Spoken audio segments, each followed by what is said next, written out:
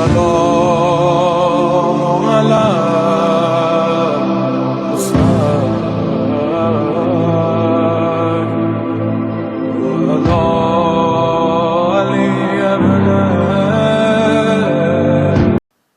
لا حول ولا قوة إلا بالله العلي العظيم. بسم الله الرحمن الرحيم. الحمد لله الملك الحق المبين، والصلاة والسلام على حبيب إله العالمين أبي القاسم محمد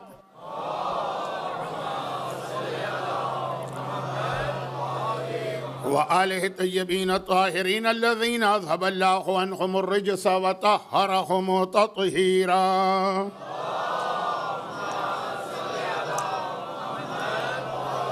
سيما على الإمام المنتظر والحجة الثاني شرجل اللهم له الفرج، ولعنة الله على أعدائهم أجمعين من الأزل إلى الأبد. أما بعد، فقد قال الله الحكيم في كتابه الكريم: بسم الله الرحمن الرحيم. لقد جاءكم رسول من أنفسكم عزيز عليه ما عنتم حريص عليكم بالمؤمنين رؤوف رحيم.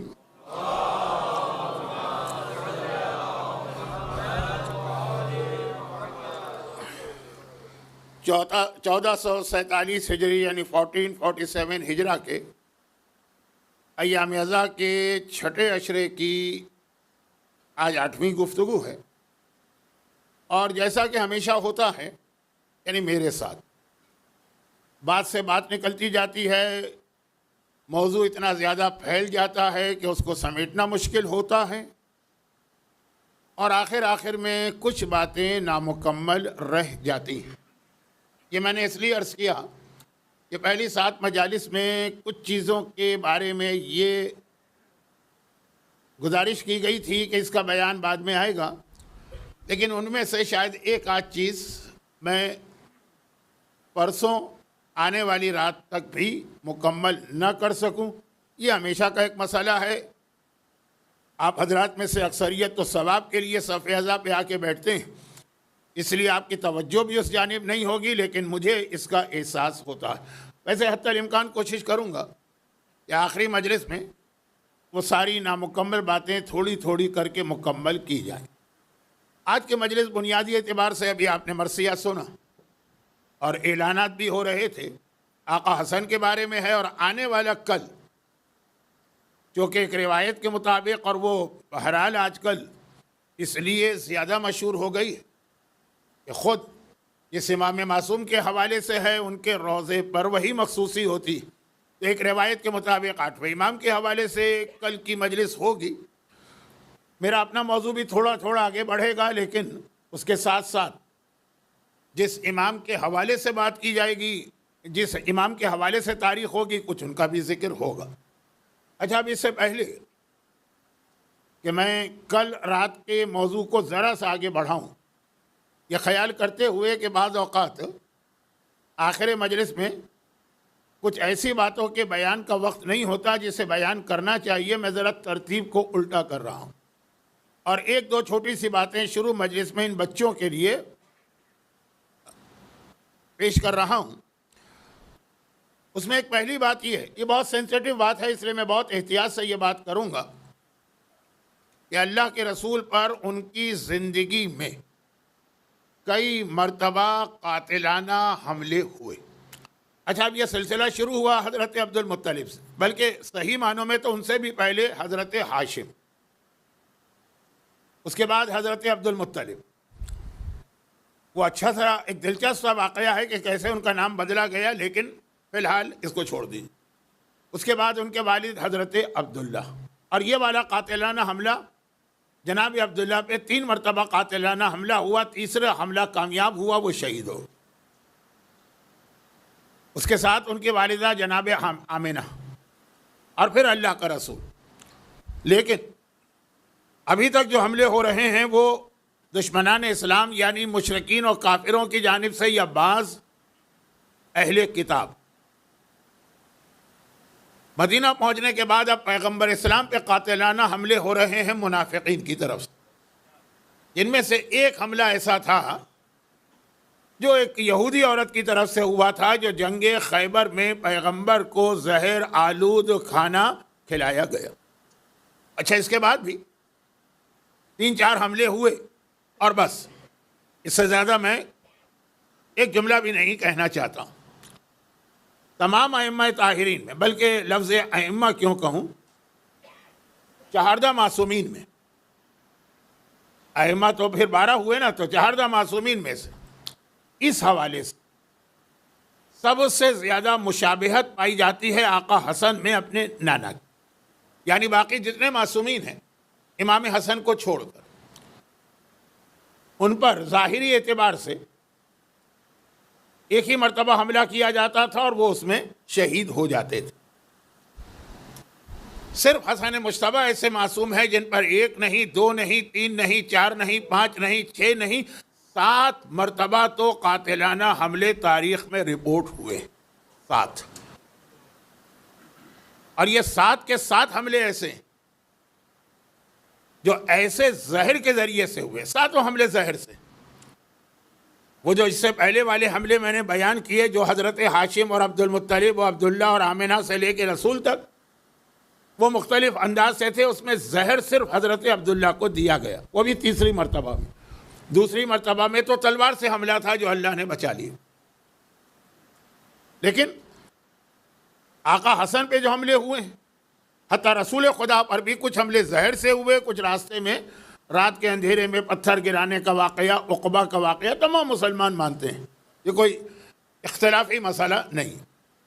آقا حسن پہ 7 کے 7 حملے زہر کے ذریعے سے ہوئے، اور ہر مرتبہ ایسا زہر تھا کہ کوئی امکان ہی نہیں تھا بچنے کا۔ اب میں وہ پوری تاریخ نہیں بتا رہا ہوں کیونکہ یہ آپ 7 سفر کو سن چکے ہوں گے، اس سال نہ صحیح تو پچھلے سال، اس میں نہ صحیح تو اس سے پچھلے سال۔ یہ بیان 7 سفر کو ہی کیا جاتا ہے جو خاص شہادت کی یہاں کے اعتبار سے تاریخ ہے۔ میں تو صرف یہ خیال کرتے ہوئے کہ آج بھی مجھے امام حسن کے مصائب پڑھنا ہے، تو جو آخر میں بات تھی وہ ذرا شروع میں ہو جائے، پھر میرا اپنا موضوع کل رات کے موضوع سے آگے بڑھے گا۔ تو 7 جو حملے تھے ان میں سے 3 حملے تو اس آدمی کے ذریعے کیے گئے جس کے گھر میں امام حسن بطور مہمان ٹھہرے تھے۔ اب وہ پورا واقعہ ہے کہ کیسے گئے، کیسے مہمان بنے، یہ تفصیلات بیان کرنے کا آج وقت بھی نہیں ہے، اور جیسا میں نے کہا کہ 7 سفر کی تاریخ ہی صحیح، اور وہ پکڑ میں نہیں آ رہا تھا، یعنی یہ پتہ نہیں چل رہا تھا کہ گھر والا زہر دے رہا ہے، مہمان ہے امام اس کے گھر، اور وہ پوری مہمان نوازی کر رہا ہے، بڑی محبت کا اظہار کر رہا ہے، امام کی خدمت کر رہا ہے۔ لیکن بہرحال ایک عجیب اتفاق کے تحت، ایک عجیب اتفاق، وہ بھیڑیے والا واقعہ، میں صرف اشارہ کر رہا ہوں تاکہ جو آپ حضرات ہر سال سنتے ہیں تو کمپلین نہ کریں کہ آپ پرانی باتیں ریپیٹ کر رہے ہیں۔ وہ بھیڑیے والے واقعے کے ذریعے سے وہ آدمی ٹریس ہو گیا۔ آقا حسن نے تو نظر انداز کیا، لیکن مختار کے چچا، یہی مختار جن کی شخصیت کو آج کل بہت ہی زیادہ متنازعہ بنایا جا رہا، مختار کے چچا نے اسے بہرحال گرفتار کیا اور اس کے بعد اس کو سزا دی، یعنی اسے قتل کیا۔ مولا نے بھی کہا تھا کہ میرے بعد ابن ملجم پہ تلوار کا اخبار کرنا۔ یہ پہلے 3 حملے تھے۔ اس کے بعد جو چیز ہمارے ہاں کم پڑھی جاتی ہے لیکن شاید یہاں پڑھی جاتی ہو، امام حسن کی بیوی جادہ ابن اشعث ابن قیس کندی، بہت لمبا نام میں نے لے لیا، مختصر امام حسن کی بیوی، یا نہیں بیویوں میں سے ایک بیوی، اس کے ذریعے ایک بار نہیں 3 بار زہر دیا گیا۔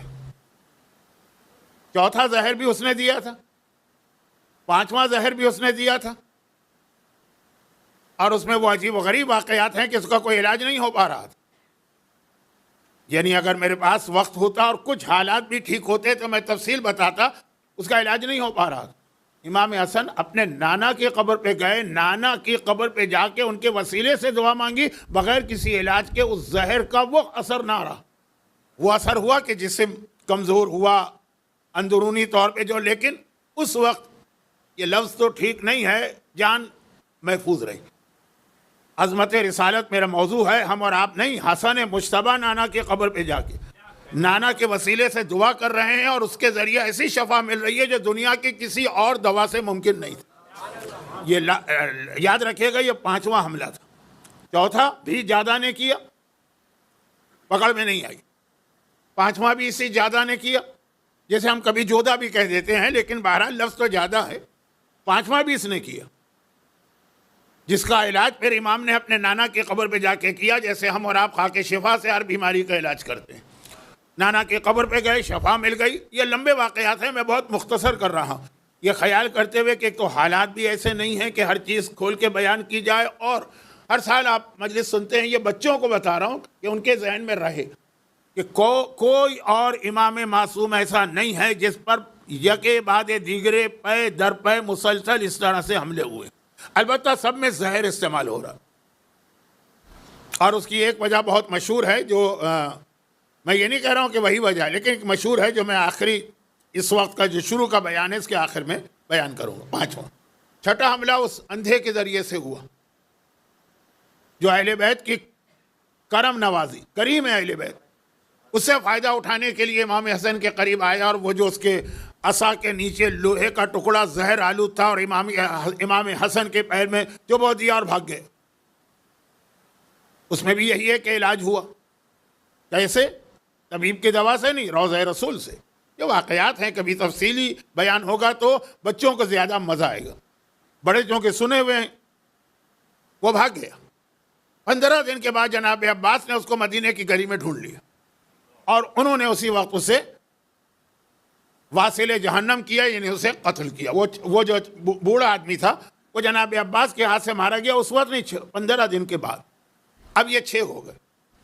پھر وہ 7واں واقعہ ہے جو اب آپ مصائب میں سنتے ہیں, اور میں بھی مصائب میں ہی پڑھوں گا, جہاں پہ زیادہ کو امام حسن کے قریب آنے کی اجازت نہیں تھی. 5ویں حملے کے بعد اب وہ رات کے اندھیرے میں چپکے سے آ کے سراہی میں زہر ملاتی ہے. اس سے پہلے جو 2 حملے تھے دسترخوان پہ اسپیشل کھانا اس نے تیار کیا تھا اپنے شوہر کے لیے, یہ کہہ کر کہ یہ خاص میں نے اس میں 5واں اور چوتھا اور 5واں. تو یہ 7 حملے تو تاریخ میں رپورٹ ہے. بعض علماء کہتے ہیں اس سے بھی زیادہ ہے, اور 7 کے ساتھ زہر سے, تلوار استعمال نہیں ہوئی. اور زہر کے حوالے سے شاہ عبدالعزیز محدث دہلوی کی پوری ایک کتاب ہے. ٹھیک ہے, بہت موٹی کتاب نہیں ہے, مختصر سا ایک کتاب کیا ہے, لیکن ہے ایک کتاب, سر الشہادتین, جس میں انہوں نے اس کی ایک وجہ یہ لکھی. سر عربی میں کہتے ہیں راز, شہادتین کہتے ہیں 2 شہادتوں کا راز. شہادتین 2 عربی 2 کا لفظ ہے, 2 شہادتوں کا راز. یہ ان کا نظریہ ہے. شاہ عبدالعزیز تو ہمارے نہیں, نہ صرف یہ کہ ہمارے نہیں ہیں بلکہ ہمارے بدترین دشمنوں میں سے ایک, جن کی کتاب آج بھی انڈیا اور پاکستان میں ہر دشمن اہل بیت کی بغل میں ہوتی ہے, اور اسی سے وہ ہم پر اعتراض کرتا. لیکن وہ جو کتاب کیا انہوں نے لکھا, اس میں 2 شہادتوں کا راز یہ بتایا. اب ایک جملہ اور ہے جو مجھے مصائب میں کہنا چاہیے تھا, لیکن میرا اندازہ ہے کہ مصائب تک پہنچتے اتنا وقت گزر جائے گا کہ میں وہ جملہ وہاں نہیں کہہ پاؤں گا, وہ ابھی اس کے فوراً بعد کہہ کے پھر اپنے کل رات کے موضوع سے آگے بڑھوں گا. وہ لکھتے ہیں کہ اللہ کا رسول, اب یہ عظمت رسالت میرا موضوع ہے, یہ ذہن میں رکھیے گا, میں اس سے ہٹ بھی نہیں رہا ہوں, کہ 1,24,000 انبیاء میں عظیم ترین نبی ہمارا ہے. لفظ عظیم اس سے پہلے ایک مجلس میں بہت تفصیل سے آیا کہ اللہ نے تمام فضائل ان کو عطا کیے, لیکن سب سے بڑی فضیلتوں میں سے ایک شہادت ہے. اب وہ شہادت رسول کو نہیں دی جا سکتی, یہ وہ لکھ رہے ہیں, کیونکہ اللہ کے رسول اگر شہید ہو جائیں گے تو وہ اسلام اور مسلمانوں کی بڑی توہین ہوگی, اور بہت ڈی مورلائز ہو جائیں گے مسلمان. فضیلت ہے, دینا بھی ہے رسول کو, لیکن یہ فضیلت دی بھی نہیں جا سکتی. اس سے جو اسلام کو ایک نقصان پہنچے گا اور مسلمانوں کا جو حوصلہ ٹوٹے گا.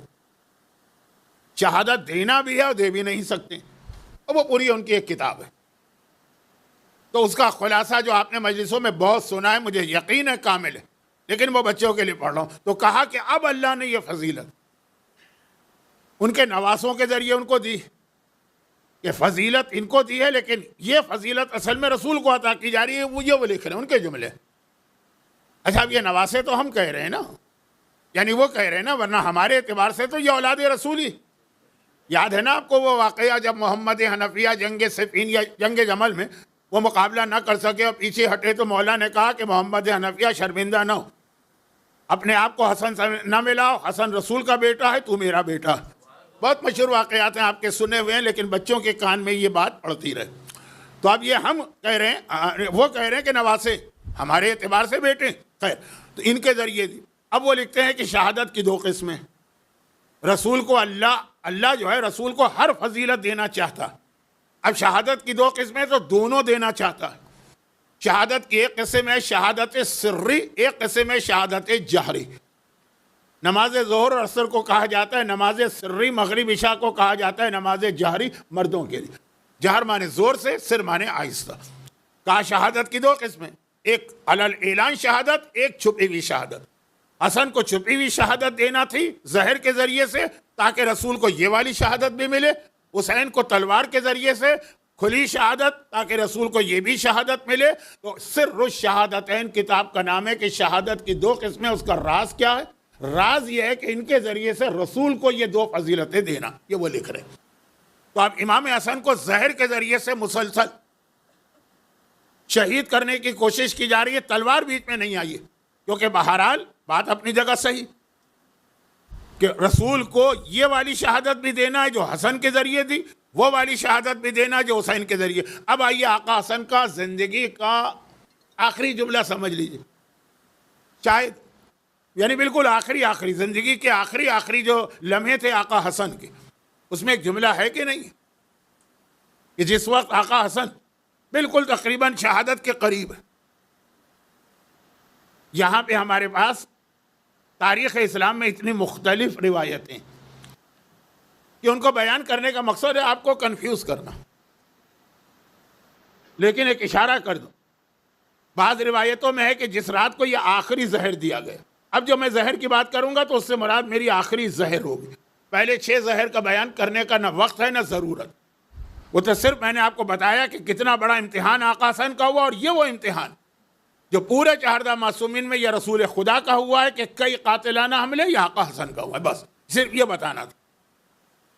یعنی یہاں پہ حسن رسول سے اتنا قریب ہو گئے کہ نہ تو مولا علی اتنے قریب ہوئے، نہ شہزادی کونین اتنا قریب ہوئی، نہ آقا حسین۔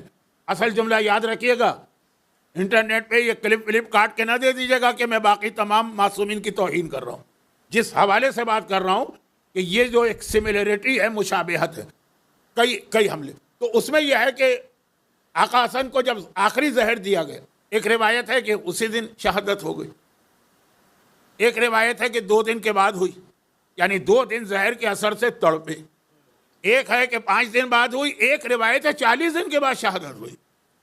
40 دن آقا حسن زہر کے اثر سے تڑپ رہے ہیں، اور وہ زہر اندر سے پورے جسم کو اس طرح کاٹ رہا جو آپ مرثیوں میں بھی سنتے ہیں، مصائب میں بھی سنتے ہیں، میں بھی پڑھوں گا۔ اچھا وہ 2 دن ہو، 4 دن ہو، 5 دن ہو، 40 دن ہو، لیکن خلاصہ یہ کہ بالکل جو آخری مرحلہ آ گیا، اور حسین اپنے بڑے بھائی کے گلے لگ کے رونے لگے۔ یہ جملے ہیں تاریخوں کے۔ تو اس وقت امام حسن نے آقا حسین کو دیکھ کے سوال کیا۔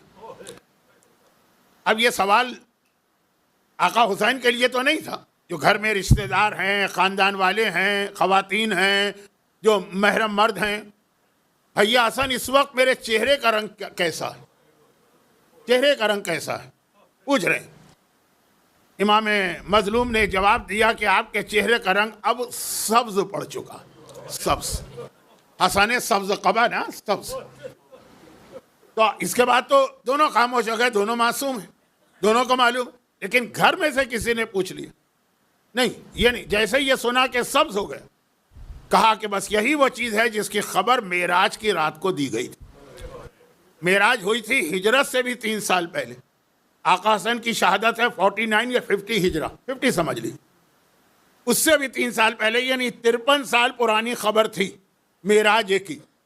عظمت رسالت میں معراج بہت اہم واقعہ ہے، میں نے شروع مجالس میں ایک اشارہ بھی کیا تھا، اور یہ جملہ بھی کہا تھا کہ موقع ملا تو اس کی تفصیل آئے گی۔ بظاہر اب لگ رہا ہے کہ موقع نہیں ملے گا، لیکن آقا حسن کا آخری جملہ سنی، یعنی آخری میں سے ایک کہ یہ معراج کی خبر ہے جو آج سامنے آئی۔ امام حسین سے پوچھا میرے چہرے کا رنگ کیسا؟ سبز رنگ ہے. حسن نے کہا کہ یہ معراج کی خبر. نہ حسین کو پوچھنے کی ضرورت تھی، نہ حسن کو وضاحت کی، دونوں جانتے ہیں. لیکن گھر میں سے کسی نے پوچھ لیا کہ مولا یہ اس جملے کا مطلب کیا؟ اب یاد رکھیے کہ جتنے گھر والے وہاں جتنے بھی یہ سب معراج کے کئی سال بعد پیدا ہوئے. معراج کے وقت وہ امام حسن بھی پیدا نہیں ہوئے تھے، امام حسین بھی پیدا نہیں ہوئے تھے، مولا علی اور شہزادی فاطمہ کی شادی بھی نہیں ہوئی تھی. تو یہ گھر والوں کے لیے تو یہ جملہ ایک نیا جملہ تھا. یہ معراج میں خبر دی گئی. کہا کہ جب میرا نانا معراج پر گیا تھا تو جنت میں بہت ہی شاندار 2 محل دیکھے تھے. ایک زمرد کا بنا ہوا تھا جس کا رنگ سبز ہوتا ہے، اور ایک یاقوت کا بنا ہوا تھا جو یاقوت سرخ. دنیا میں جو پہلا کعبہ بنا ہے نا، یہ جو آج کعبہ ہے، جہاں پہ یہ کعبہ ہے، اس سے پہلے جو یہاں کعبہ بنا تھا وہ بھی یاقوت سرخ کا بنا تھا، کیونکہ آسمان کا کعبہ بھی جو بیت المعمور یاقوت سرخ کا ہے. خیر، تو کہا کہ 2 بہت ہی شاندار محل. اس کی تفصیل حسنین نے نہیں بتائی، رسول نے بتائی، لیکن وہ تو پھر معراج کا موضوع ہوگا جو بالکل ایک الگ موضوع. کہا کہ میرے نانا نے 2 محل دیکھے تھے. پوچھا تھا خدا سے، پروردگارہ یہ 2 محل کیسے ہیں؟ ایک سمجھ لیجئے، اب یہ سمجھ کیا لیجئے، تھا زمرد کا تھا، ایک یاقوت کا تھا. زمرد کا کلر تھا گرین، یاقوت کا کلر تھا ریڈ، سبز اور سرخ. تو جواب ملا تھا کہ اے میرے حبیب، اس میں سے ایک محل جو سبز رنگ کا ہے یہ تیرے بڑے بیٹے حسن کا ہے، اور جو سرخ رنگ کا ہے یہ چھوٹے بیٹے حسین کا ہے. میں نے جملہ شروع میں عرض کر دیا، ابھی حسن دنیا میں نہیں آئے، ابھی حسین دنیا میں نہیں آئے، ابھی شہزادی اور مولا کی شادی بھی نہیں ہوئی. جنت میں 2 محل. اب امام حسن سوال کرنے والے جو یا کوئی بہن ہوگی یا بھتیجی بھانجی ہوگی یا یہ کہ گھر کا کوئی محرم مرد ہوگا، اس کو جواب دیتے ہیں کہ اس وقت میرے نانا نے پوچھا تھا پروردگارہ یہ دونوں کے محل تو بنے ہیں لیکن رنگ الگ کیوں رکھیں؟ عام طور پہ 2 بھائی جب مکان بناتے ہیں ایک جیسا بناتے ہیں، اور یہ تو ہیں ہی ایک ہی نور کے 2 ٹکڑے، کہتے ہیں رنگ الگ کیوں کر دی؟ کہا اس لیے کہ ایک زہر سے شہید کیا جائے گا اور ایک تلوار سے شہید کیا جائے گا. جب حسین نے یہ تصدیق کی کہ اس وقت میرے چہرے کا رنگ سبز ہو گیا ہے، یہ وہ معراج کی رات تھی جو میرے نانا کو پیغام دیا گیا. یہ آخری اور 7ویں زہر کی بات تھی جس کا بیان تھوڑی دیر میں ہونے والا. لیکن یہ اتنا بیان جو مجھے کرنا تھا یہ مصائب کے وقت کرنا تھا، لیکن مجھے ڈر لگا کہ میری تقریر کبھی میرے کنٹرول سے نکل جاتی ہے تو شاید یہ باتیں نہ آ سکیں، بچے یہ باتیں سن لیں، کیونکہ یہ ذرا اتنی تفصیل کم پڑھی جاتی ہے. میرے چہرے کو دیکھو اور بتاؤ کہ میرے چہرے کا رنگ کیا. یہ جو جملہ ہے اب اس سے میری آج کی مجلس کل رات کی مجلس سے مل رہی، اور وہ یہ ہے کہ آقا حسن نے تو آقا حسین سے کہا میرا چہرہ دیکھو ایک اور حوالے سے. یہ تصدیق کرانا تھی کہ اس وقت وہ رنگ سبز ہوا ہے کہ نہیں. لیکن اللہ کے رسول کے چہرے کی زیارت کو قرآن کریم نے ہر دعا کی قبولیت کا ذریعہ قرار دیا، بشرط یہ کہ پیغمبر بھی تمہارا چہرہ دیکھنے کو تیار. وَلَوْ أَنَّهُمْ إِذْ ظَلَمُوا أَنفُسَهُمْ جَاءُوكَ فَاسْتَغْفَرُوا اللَّهَ وَاسْتَغْفَرَ لَهُمُ الرَّسُولُ.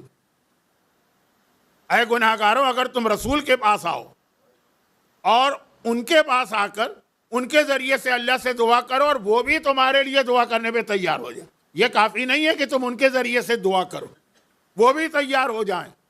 وَاسْتَغْفَرُوا اللَّهَ، تم اللہ سے استغفار کرو، وَاسْتَغْفَرَ لَهُمُ الرَّسُولُ، اور رسول بھی تمہارے لیے تیار ہو جائیں. لَوَجَدُوا اللَّهَ تَوَّابًا رَحِيمًا. تو اب پیغمبر کے چہرے کی زیارت، آقا حسن کے چہرے کی زیارت خاص وجہ سے کرائی گئی حسین کو، لیکن پیغمبر کے چہرے کی زیارت آپ کے دنیا اور آخرت کے ہر مسئلے کو حل کرانے والی ہے. مگر یہ نہ کہیے گا کہ آج ہم کیسے زیارت کریں. اس کے لیے وہ مشہور روایت جو آپ نے کم از کم ہر سال 5 سے 10 مرتبہ سنی، اور اگر آپ 50 سال کے ہیں تو سمجھیے 250 مرتبہ، جو انشاءاللہ کل رات کی مجلس میں آئے گی جب میں 8ویں امام کا ذکر کروں گا. اب آپ سمجھ گئے کون سی روایت ہے، لیکن وہ کل آئے گی کیونکہ 8ویں امام کا بیان کل ہونے والا. تو خیر، خلاصہ یہ کہ آپ یہ سوال نہ کیجیے گا کہ جب قرآن نے شرط لگائی ہے یہ ہمارے لیے تو نہیں ہوئی نا، یہ تو ان لوگوں کے لیے ہوئی جو اس زمانے میں. اس کا جواب آنے والے کل میں ملے گا بچوں کے لیے، بڑے تو جانتے ہیں. اب شرط کیا لگائی کہ پیغمبر تمہارے حق میں دعا کرنے کو تیار. تو اگر دعا تو دور کی بات ہے، پیغمبر تمہارا چہرہ بھی دیکھنے کو تیار نہ ہو، تم سلام کرو وہ منہ پھیر لے، تم ادھر آ جاؤ تو وہ ادھر منہ کر لے، تو دعا کہاں سے تمہیں ملے گی؟ ایسا کوئی ہے کہ صاحب خلق عظیم، کائنات میں سب سے زیادہ اخلاق کا مالک، وہ بھی کسی کو دیکھ کر منہ پھیر لے؟ ہمارے پاس واقعات ہیں۔ ایک واقعہ کل آپ نے سنا تھا، وہ تھا ایران کے بادشاہ کا نمائندہ۔ ایک واقعہ آج سن لیجیے۔ یہ لوگ دو واقعات کو ملا دیتے ہیں، یہ دو الگ الگ واقعات۔ دوسرا بھی بہت مشہور ہے، بلکہ دوسرا زیادہ مشہور ہے، پہلا کم مشہور ہے، کیونکہ پہلے میں تو اپنے آپ پر بھی عزت پڑتی ہے نا، جو داڑھی واڑی شیو کر کے بیٹھے ہیں تو واقعہ ان کے اگینسٹ جا رہا ہے نا، تو مشہور نہیں۔ لیکن دوسرا تو بہت مشہور ہے، نجران کے عیسائی، مباہلے کا میدان، 9 ہجری، وہ سارے واقعات آپ ذہن میں لائیے، میں اس کو نہیں دہرا رہا ہوں۔ اب اتنا زیادہ بھی میں آپ کے ساتھ زیادتی نہیں کروں گا کہ اتنی مشہور چیز میں آپ کا وقت لے لوں۔ ابھی بھی جو چیزیں میں نے پڑھی ہیں آپ میں سے بہت سو کے لیے نئی نہیں ہوں گی، لیکن کم پڑھی جاتی ہیں۔ مباہلہ تو ہر ایک کو پتہ ہے، لیکن وہاں ہوا کیا؟ یہی تو ہوا تھا نا کہ مباہلے کے نجران بہت مشہور شہر ہے، آج کل بھی بہت اس کا نام آتا ہے، نجران۔ وہاں کے عیسائیوں نے ڈیلیگیشن بھیجا کہ جا کے دیکھیں تو صحیح ہے کون جس نے ہم کو خط بھیجا۔ اچھا، دونوں واقعات کا تعلق پیغمبر کے خط سے۔ ایران کے بادشاہ کو خط بھیجا تھا، اسلام قبول کرو، تو اس نے تحقیقات کرائی، ہے کون آدمی جو مجھ کو، جو اس وقت دنیا کی سب سے بڑی طاقت تھا، مجھے خط لکھ رہا۔ اور یہاں پیغمبر نے نجران کے عیسائیوں کو خط بھیجا کہ اسلام قبول کرو، تو انہوں نے میٹنگ کر کے کہا کہ معلوم تو کرے یہ ہے کون۔ چنانچہ ان کا ایک ڈیلیگیشن آیا جس میں زیادہ تر ان کے مذہبی علماء تھے، سب کے نام بھی ہیں، تفصیلات آپ 24 ذیلحج کو بھی سنتے ہیں، اس کے علاوہ بھی مولا اور شہزادی کے فضائل میں آتا ہے۔ تو اب جب وہ آئے، تو اب چونکہ وہ پیغمبر کے سامنے جا رہے ہیں اپنے مذہب کی سچائی ثابت کرنے کے لیے، تو وہ بہت بن ٹھن کے تیار ہو کر، جیسے آپ کو کہیں انٹرویو دینے جانا ہے تو آپ کتنا تیار ہوتے ہیں؟ 3 گھنٹے تو آپ اپنے چہرے کو رگڑیں گے کہ ذرا سے ایک بال بھی نظر نہ آنا پائے چہرے پر، جتنی زیادہ کھال صاف ہو سکتی ہے، اندر بھی گھس جاؤ تو جو بال ہیں ان کو بھی نکال پھینکو، ہے نا، رگڑ رگڑ کے آدمی صفائی کرتا ہے۔ خاتون کو ایسی جگہ جانا ہو تو کیسا میک اپ کیا جاتا ہے، اس کا وزن کم ہوتا ہے، میک اپ کا وزن زیادہ ہوتا ہے، یہ سب ہوتا ہے نا تیاری۔ بہترین کپڑے پہنے جاتے ہیں، بہترین سوٹ نکالا جاتا ہے کہ بھئی انٹرویو کے لیے جا رہے ہیں، یا کسی ایسی جگہ۔ کون سی ایسی جگہ؟ ایک لفظ ہے، پتہ نہیں آپ سمجھیں کہ نہ سمجھیں، بچے تو نہیں سمجھیں گے، بر دکھوے کے لیے جا رہے ہیں مثلا، ہے نا۔ اب کتنی تیاری کر کے جاتے ہیں، اور ادھر لڑکی والے لڑکی کو کتنا تیار کرتے ہیں۔ اندھی ہے تو اس کا اندھا پن نظر نہ آئے، کانی ہے تو کانا پن نظر نہ آئے، تو لنگڑی ہے تو لنگڑا پن نظر نہ آئے، وہ ساری یہ تھوڑی سی فطری چیز۔ اب وہ لوگ آ رہے ہیں پیغمبر کے سامنے، انہیں پتا ہے پیغمبر نے جو مذہب پیش کیا ہے وہ ہمارے مذہب کے مقابلے میں، خوب تیار ہو گیا تاکہ ذرا روب پڑے۔ پیغمبر کو آ کے سلام کیا، پیغمبر نے ان کے سلام کا جواب بھی نہیں دیا، منہ پھیر لیا۔ اچھا، یہ لوگ تو باہر چلے گئے، وہ ایران والے گئے نہیں تھے۔ 3 بار جب جواب نہ ملا تو وہیں انہوں نے ہاتھ کے ہاتھ پوچھ لیا وجہ کیا، یہ چلے گئے۔ اب روایت ہے 2-3 دن تک یہ روز آتے تھے پیغمبر کے پاس اسی طرح تیاری کر کے، اور سلام کرتے ہیں، پیغمبر سلام کا جواب بھی نہیں دیتے۔ آخر یہ بہت پریشان ہوئے۔ 4تھے دن جب اس طرح یہ مسجد سے باہر نکلے تو ایک بار انہوں نے مسلمانوں سے پوچھنا شروع کیا کہ آخر وجہ کیا ہے کہ جو اتنا خوش اخلاق مشہور ہے اور وہ ہمارے سلام کا جواب بھی نہیں دے رہا، نہ ہماری جانب توجہ کر رہا۔ اب میں بہت مختصر کر رہا ہوں کیونکہ ہر ایک کو یہ واقعات معلوم ہے۔ لوگوں نے کیا جواب دیا آپ کو معلوم ہوگا، لیکن اگر میں وہ جواب نہ دوں تو بچے شاید نہ سمجھیں۔ لوگوں نے کہا بھائی ہمیں کیا پتا، لیکن اگر واقعاً معلوم کرنا ہے کہ اس کا راز کیا ہے تو اس میں کائنات میں ایک ہی آدمی ہے جو بتا سکتا ہے، اور وہ ہے رسول کا جانشین علی۔ وہی مزاج رسول کو جانتا ہے۔ جا کے علی سے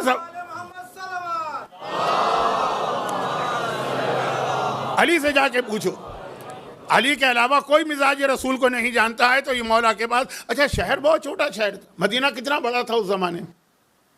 مدینہ اتنا تھا کہ جو آج مسجد النبوی ہے نا، اس میں پورا اس زمانے کا شہر آ گیا، خالی مکان نہیں، مکان، دکانیں، بازار، باغ، کنویں، ساری چیزیں آ گئی۔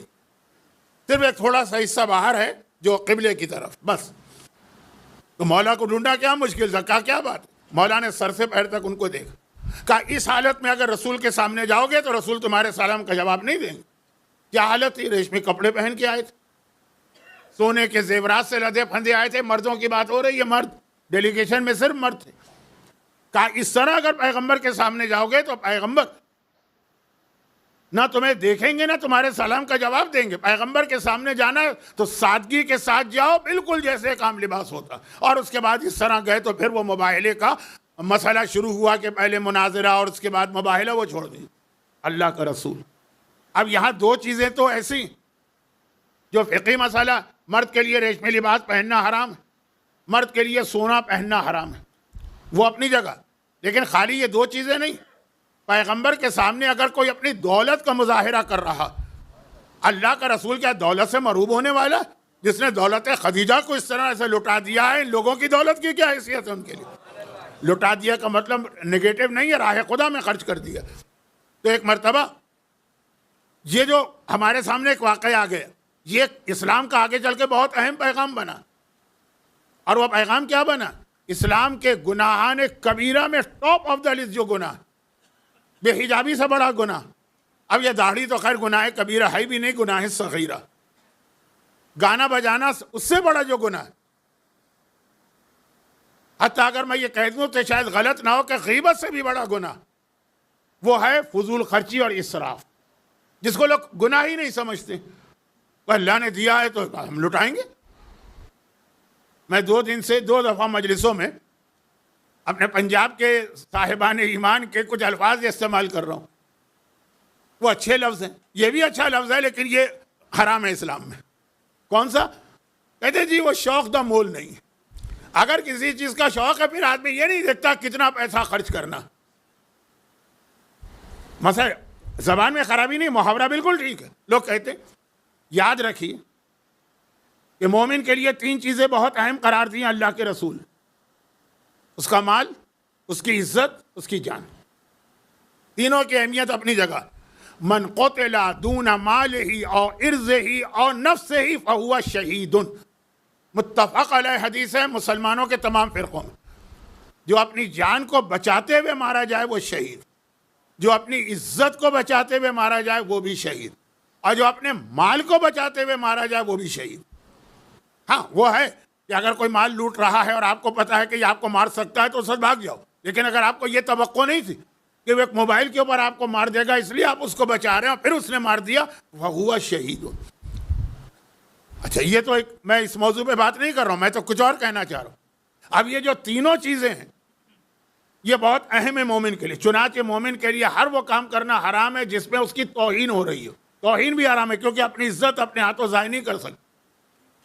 جو جوکر بن جائے, کوئی مسخرہ بن جائے, ایک لفظ شاید آپ نے کم سنا ہو لیکن آپ کے بزرگوں نے بہت سنا. اسلام میں لباس شہرت پہننا بھی حرام, بلکہ پرانے مراجع تو کہتے تھے اس میں نماز بھی آپ کی غلط ہے. آج کہتے تھے کہ نماز تو غلط نہیں ہے لیکن فعل حرام ضرور. لباس شہرت مانے ہر ایسا لباس پہننا جس کو آپ پہنیں گے تو معاشرے میں آپ مذاق اور مسخرہ پن کا نشانہ بنیں گے. یہ ایک الگ موضوع ہے, میں ادھر جا نہیں رہا ہوں, آلریڈی میرا موضوع اتنا بڑا. تو خلاصہ کیا, یہ تینوں چیزیں مومن کے لیے قابل احترام. اب اپنی جان اپنے ہاتھ سے آپ لے سکتے ہیں؟ نہیں لے سکتے. خودکشی ہے, سوسائڈ ہے جو اسلام میں حرام. بلکہ بعض مسلمان تو کہتے ہیں جو خودکشی کر کے مرے اس کی نماز جنازہ بھی نہ پڑھو. یہ شروع مجالس میں ایک بات آئی, یہاں تو ہر ایک کو معلوم ہے خودکشی حرام ہے, سوسائڈ نہیں کر سکتے. کیوں؟ جان ہماری, ہماری مرضی, ہمیں نہیں چاہیے اپنی جان. کہا نہیں, جان تمہاری نہیں ہے, امانت ہے, حفاظت واجب ہے. اسی طرح اپنی عزت.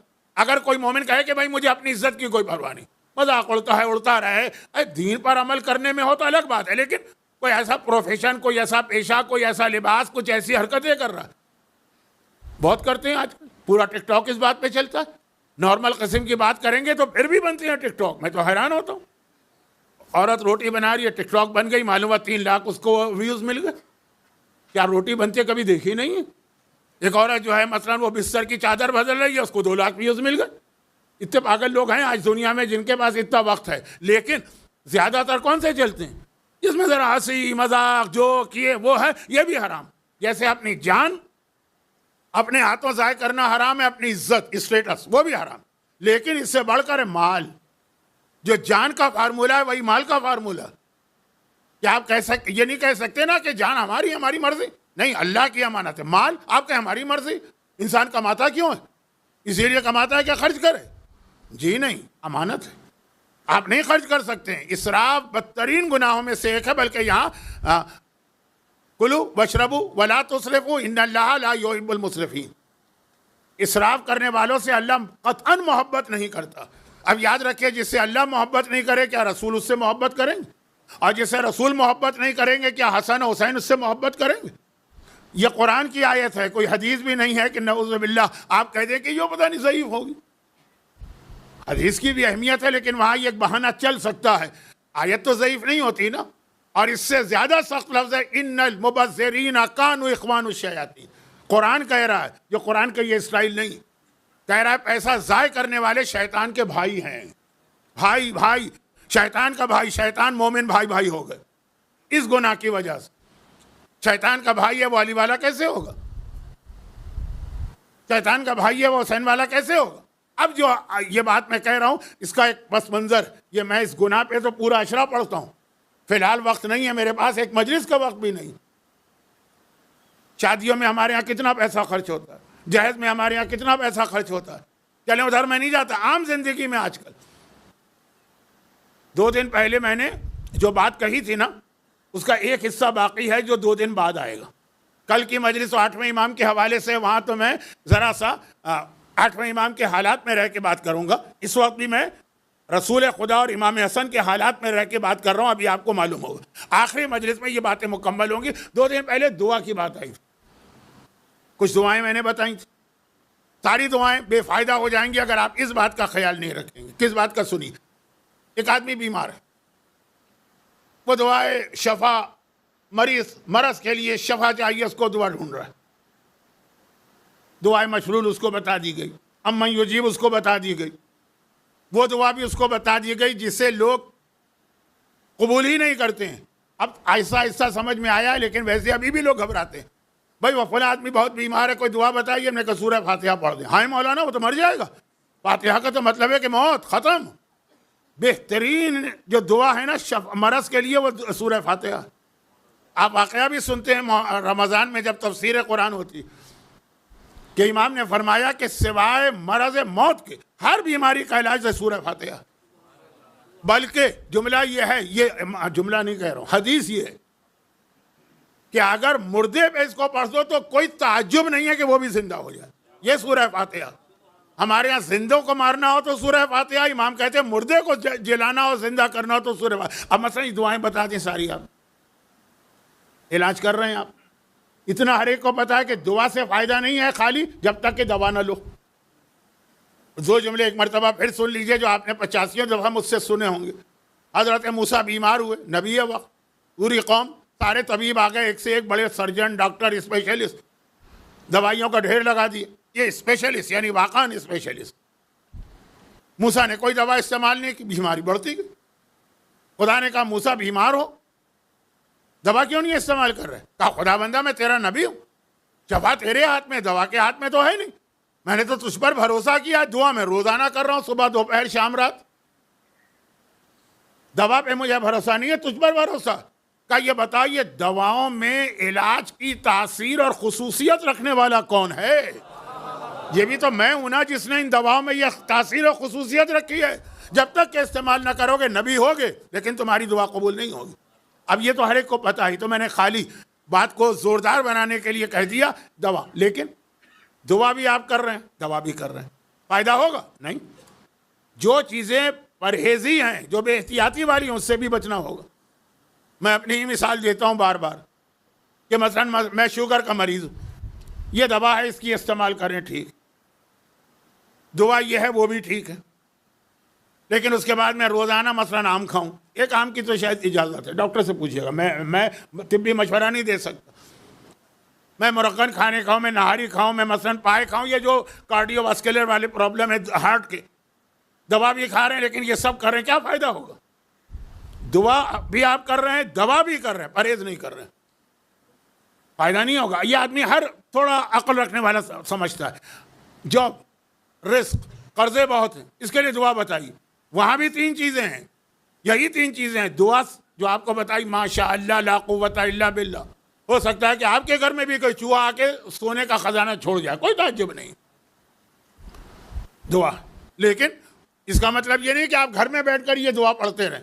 جاب ڈھونڈنا، لوگوں سے بات کرنا، قرضے کی ادائیگی کی فکر کرنا، 2 باتیں ہو گئیں.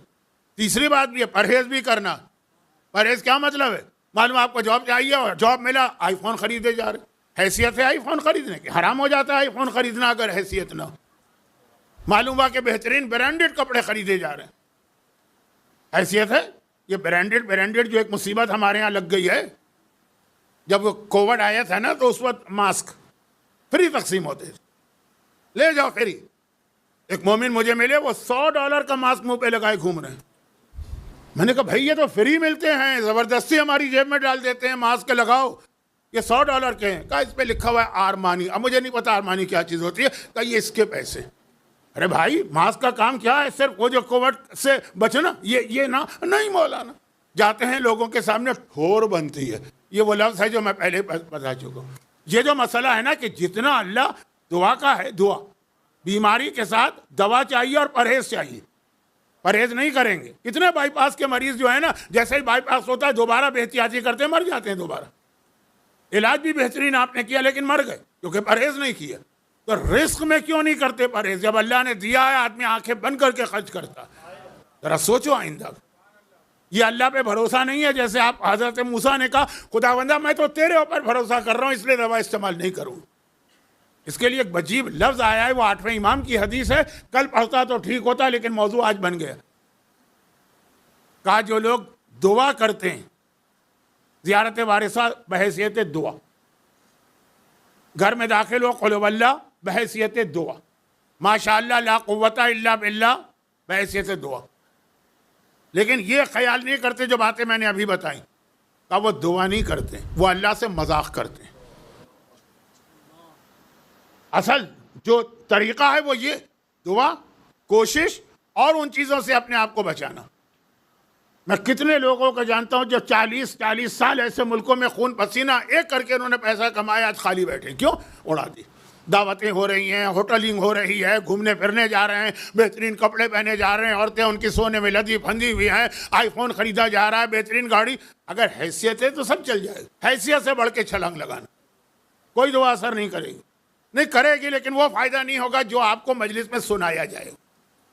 تو وہ جو رزق کی دعا ہے نا، جو آج کل میں جہاں جاتا ہوں یہی لوگ کہتے ہیں مولانا کوئی دعا بتائیے، جاب لگ جائے تو فلاں ہو جائے تو یہ ہو جائے. یہ احتیاط تھی تمہارے پاس جب تمہارا جاب لگا ہوا تھا؟ اسلام میں پہلا سبق جو ہم کو دیا جاتا ہے وہ کیا؟ مثلا ہم عبادت کرتے ہیں نا، سب سے پہلی چیز بچے کو آپ وضو سکھاتے ہیں، بچے کو آپ نماز سکھاتے ہیں. پہلا سبق کیا ہے؟ آپ اس کو کہتے ہیں بیٹا وضو کرو تو نیت کرو وضو کرتا ہوں قربتاً اللہ. قربتاً اللہ کیا ہے؟ ٹریننگ ہے. یہ عمل کر رہا ہوں صرف اللہ کے لیے کر رہا ہوں، دنیا دکھانے کے لیے نہیں کر رہا ہوں. نماز پڑھتا ہوں مغرب کی 3 رکعت قربتاً اللہ. پہلا حصہ اہم نہیں ہے، دوسرا حصہ اہم ہے. مغرب کی نماز پڑھ رہا ہوں 3 رکعت، اس کی کوئی اہمیت نہیں ہے، وہ تو آپ کو پتہ ہی ہے کہ آپ پڑھ رہے ہیں. اصل اہمیت ہے اللہ کے لیے پڑھ رہا ہوں، دنیا کو دکھانے کے لیے نہیں پڑھ رہا ہوں. یہ ٹریننگ بھی مل رہی ہے. ہر وہ عبادت باطل ہے، غلط ہے، اس کے قضا واجب ہے جو آپ ریاکاری سے کریں.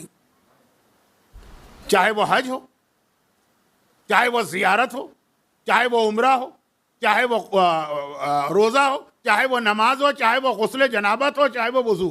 یہ ہر آدمی جانتے ہیں، بچے بھی جانتے ہیں. لیکن یہ پوری زندگی میں مسئلے کو پھیلائیے، دکھاوا، شو، اپنے آپ کو دکھانا. اللہ کے رسول نے کہا دیکھو ایک بات کا خیال کرو. یہ سارے واقعات سیرت رسول کے گرد گھوم رہے ہیں. ایک بات کا خیال کرو. کس سے کہا؟ یہ اس وقت کے مدینے کی حالت ہے جب غربت بہت زیادہ تھی. اس کو دعا سکھائی. وہ دعا نہیں جو میں نے بتائی تھی، ایک اور دعا. لیکن وہ دوسری دعا میں اس لیے نہیں بتا رہا ہوں کہ پہلی والی دعا جو ہے وہ اس کا اتنا فائدہ تھا کہ یہ خود بھی کھا رہا تھا، پورے محلے کو تقسیم کر رہا تھا. تو وہ زیادہ اسٹرانگ دعا، زیادہ فائدہ میں. اس کو جو دعا بتائی وہ ذرا چھوٹی دعا تھی، یعنی نتیجے کے اعتبار سے. گھر میں غربت، ایک چھوٹی دعا پیغمبر نے بتائی. جس کے نتیجے میں اس کے حالات بدل گئے. کم از کم اس کے لیے اپنے اور اپنے بچوں کے آرام دہ زندگی کا انتظام ہو گیا. لیکن اتنا نہیں آیا کہ وہ پورے محلے میں بانٹے. اس لیے میں یہ دعا نہیں بتا رہا ہوں کہ جب بڑی دعا آپ کو مل گئی تو چھوٹی دعا کی کیا ضرورت. مدینے میں غربت بہت ہے. پیغمبر نے بلایا, کہا دیکھو تمہارے گھر میں حالات اچھے ہو گئے, کھا رہے ہو, اچھا کھا رہے ہو, بچوں کے لیے پھل بھی لاتے ہو گے. ہاں یا رسول اللہ, بچے تو پتہ نہیں کب سے تڑپ رہے تھے. کہا پھل کھانے کے بعد اس کے چھلکے باہر نہ پھینکنا, اس لیے کہ تمہارے پڑوسیوں میں سے کسی کی نگاہ ان چھلکیوں کے اوپر پڑ جائے گی, اس کی اتنی حیثیت نہیں کہ وہ خرید سکے, اور اس کے بچوں کی نگاہ اس کے اوپر پڑے گی, ان کی اتنی حیثیت نہیں ہے کہ وہ ان کے گھر میں ہی آ سکے. کتنا ان کا دل کوڑھے گا, کتنی ان کو تکلیف ہوگی. وہ کل والا واقعہ, وہ صحابی تیر کھا کے عمار کو نہیں اٹھا رہا ہے کہ مومن کا حق ہے میں اس کی نیند کیوں ضائع کروں. پیغمبر نے کہا کہ تمہارے گھر میں حالات ایسے ہو گئے, تمہارے بچے اس وقت یہ پھل کھا رہے ہیں, تم اس پوزیشن میں نہیں ہو کہ سب کو دے سکو, تو کم از کم دوسروں کو جلاؤ نہیں. یہ میرا جملہ ہے, پیغمبر کا جو عربی لفظ ہے اس کو چھوڑ دیجئے, وقت میرے ہاتھ سے پھسل رہا. اب یہاں مسئلہ یہ ہے کہ لوگ کہتے ہیں مولانا اگر ہمیں کوئی اچھا جاب ملا, پیسے آ گئے, تو جب تک کہ 10 آدمی جلے نہیں اس وقت تو مزہ ہی نہیں آتا ہے. یہ لوگ کہتے ہیں کہ اصل چیز تو وہ ہے کہ دیکھ کے لوگ جلیں. یہ آج سارا ٹک ٹاک, یہ آج سارا یہ انسٹاگرام, آج یہ سارا میڈیا اسی بات پہ گھوم رہا, دوسروں کو جلانا, اور اس کے اتنے نقصانات. کتنی عورتیں اس کی وجہ سے بے عزت اور بے آبرو ہو رہی ہیں, ان کو بھی ویسے ہی پیسے کمانا پتا ہے کہ پیسے کمانے کے لیے بیہودہ لباس پہن کے اپنا ایک کلپ چڑھا دو, اس کے بعد پیسے ملتے. لیکن میں وہاں تک نہیں جا رہا, وہ نہ ایسی خواتین میری مجلس میں آئیں گی, اور نہ ہی اگر آ بھی جائیں اتفاقاً تو کوئی اثر لیں گی. بات آپ سے ہو رہی, رزق روزی ماشاءاللہ لا قوت الا باللہ, زیارت وارثہ, سورہ واقعہ, قل هو اللہ, گھر میں داخل ہوتے ہی سلام. لیکن اگر اس کے نتیجے میں آپ نے اپنی حیثیت سے بڑھ کے چھلانگ لگائی اور مکان خریدا, اپنی حیثیت سے بڑھ کے چھلانگ لگائی, اور کیونکہ آج کل موبائل تو بہت ضروری چیز, اور ایسا موبائل خریدا, آپ نے اپنی حیثیت سے بڑھ کے چھلانگ لگائی اور ایسی گاڑی خریدی, آپ نے اپنی حیثیت سے بڑھ کے چھلانگ لگائی, ایک چیز کی ضرورت تھی, آپ نے وہ 5 چیزیں لے لی. تو اب یہ ہے کہ نہ رزق کی دعا کا کوئی فائدہ ہوگا, نہ ہی آپ رسول اور اللہ کو خوش کرنے والے پیغمبر منہ پھیر لیں گے. پیغمبر آپ کی دولت دیکھ کے آپ کی جانب متوجہ نہیں ہوں گے, دیکھیں گے ان کی شریعت پہ کتنا عمل ہے. نجران کے عیسائیوں کو اس لیے کہ وہ سونے کے زیور پہن کے آئے, اپنی دولت میرے سامنے ظاہر کر رہے. وہ سید کائنات ہے, وہ اشارہ کرے تو پوری دنیا کی مٹی جو ہے سونا بن جائے گی. خالی محاورتاً نہیں کہہ رہا ہوں. جب سلمان فارسی کے آقا نے کہا تھا کہ اگر تمہیں آزادی چاہیے تو ایک بہت بڑا پہاڑ جیسا پتھر, یہ مجھے سونا چاہیے, پیغمبر نے آ کے خالی ٹھوکر ماری تھی نا اس پتھر کو, اور سارا کا سارا پتھر سونے میں تبدیل ہو گیا. ان کے سامنے وہ مشہور واقعہ ہوا, آپ نے سنا. کون سا مشہور واقعہ؟ جناب فضہ جو ہیں وہ جب خاندان اہل بیت میں آئیں تو ابھی شروع میں ہے نا, وہ معرفت تو نہیں ہے. میں جناب فضہ کے حوالے سے ایک جملہ کہنا نہیں چاہتا کہ بلا وجہ لوگ کنفیوز ہو جائیں, لیکن کہہ بھی رہا ہوں تاکہ کان میں پڑی بات رہے. میں آپ کو کنفیوز نہیں کرنا چاہتا, لیکن ہمارے بعد جو آئیں گے وہ آپ کو کنفیوز کریں گے. کیونکہ آج کل کے نوجوان اسپیکر اور مجلس پڑھنے والوں میں ایک یہ بھی سب کی بات نہیں کر رہا ہے, ایک بات ہے کہ اپنا علم ظاہر کرنے کے لیے ایسی ایسی باتیں کہتے ہیں. ہمارے علماء سب جانتے تھے, لیکن وہ اس لیے بیان نہیں کرتے تھے کہ مجمع کو اس کی ضرورت نہیں ہے, تو کنفیوز کیوں کر رہے ہیں. جناب فضہ کے بارے میں مشہور یہ ہے کہ وہ حبشہ کی کنیز ہے. اصل میں ہندوستان کا ایک علاقہ ہے راجپوتانہ, وہ وہاں کی شہزادی تھی. پھر افریقہ گئیں, افریقہ سے مدینے میں آئیں تو مشہور ہو گیا کہ وہ حبشی کنیز. ایسا نہیں, بنیادی اعتبار سے وہ ہندوستان کی شہزادی, اور ہندوستان کے بھی راجپوتانہ علاقے کی. خیر, میں اس لیے نہیں تفصیل میں جانا چاہتا تھا کہ کنفیوز ہوں گے لوگ نا کہ آج تک تو ہم نے کچھ اور سنا, لیکن اگر میں یہ نہ پڑھوں گا تو جو کچھ اور سنانے والے آئیں گے نا وہ اس سے بھی زیادہ آپ کو شک میں ڈال دیں گے. اس لیے ایک جملہ برداشت کیجئے. فضائیں تھی شہزادی, انڈیا کی شہزادی تھی. شہزادیوں کو زمانے میں کچھ بہت مشہور واقعہ ہے, پورا مرثیہ بھی اس کے اوپر. جلدی سے آگے بڑھ جاؤں. کچھ خاص علم سکھائے جاتے تھے تاکہ اگر کبھی حالات خراب ہوں اور ان کے باپ کے خلاف کوئی بغاوت ہو جائے اور ان کو وہاں اپنی حکومت چھوڑنا پڑے تو گزارا ہو جائے. اس میں سے ایک علم تھا سونا بنانے. اہل بیت کے گھر میں آئیں تو عجیب منظر دیکھا. اتنا شریف گھرانہ, اتنا محترم گھرانہ, اتنا کریم گھرانہ, گھر میں فاقے. بڑوں کے فاقے برداشت نہیں ہوتے، یہاں تک حسن، حسین، زینب، کلثوم فاقوں سے نڈھال رہتے ہیں. بہت دل میں ایک تو ویسے ہی عورتوں میں ہمدردی ہوتی ہے، اور پھر یہ تو جس گھر میں آئیں پہلے شرافت دیکھی اس گھر کی، اس کے بعد ایک دن مولا کی خدمت میں ایک چھوٹا سا پتھر لے کے آئی نا، جو اپنے علم کی مدد سے سونا بنا چکی تھی. کہا تھا کہ یا امیر المومنین یہ تحفہ میری جانب سے قبول کیجیے.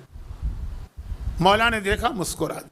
اب فضا ہمیں ضرورت نہیں، ہم جس حالت میں ہیں مجبوری کی وجہ سے نہیں ہے،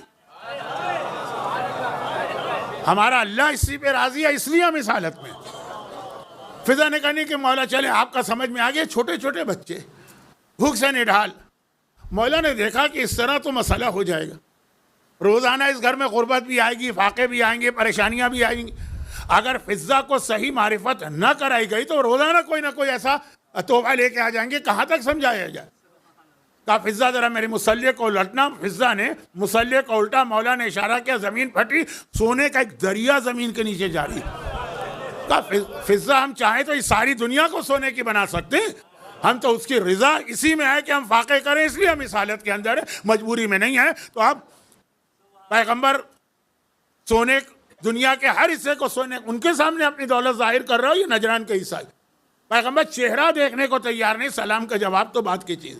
لیکن یہ اصول ہمارے لیے، اپنی حدود میں رہیے گا. اور ایک بات یاد رکھیے گا، وہ یہ کہ اگر اللہ کا رسول وہ ہم سے راضی ہو جائے، یہ عظمت رسالت کا ایک پہلو. جابر ابن عبداللہ انصاری کا ایک واقعہ میں نے اس سال ایک مجلس میں پڑھا تھا، وہ آدھا تھا. اب موضوع ایسا بن گیا کہ باقی آدھے کو بھی سن لی جائے. بہت جلدی خندق کھودی جا رہی ہے، پیغمبر نے ٹیم بنا دی ہے شفٹ. ایک آدمی تو نہیں کھود سکتا خندق نا، 50-50 100-100 200 کی ٹیم بنائی ہے. صبح سے دوپہر تک تم کام کرو گے، دوپہر سے شام تک تم کام کرو گے، شام سے آدھی رات تک تم اس طرح کرو گے. ایک مرتبہ اس خندق کے بیچ میں ایک بہت بڑا پتھر آ گیا. اس شفٹ والے جتنے لوگ تھے، کتنے 300 ہوتے تھے ایک شفٹ میں، وہ کوشش کر کے تھک گئے. پتھر کو توڑنا دور کی بات ہے، ذرا سا بھی کدال مارتے رہے، سوراخ بھی نہیں کر سکے.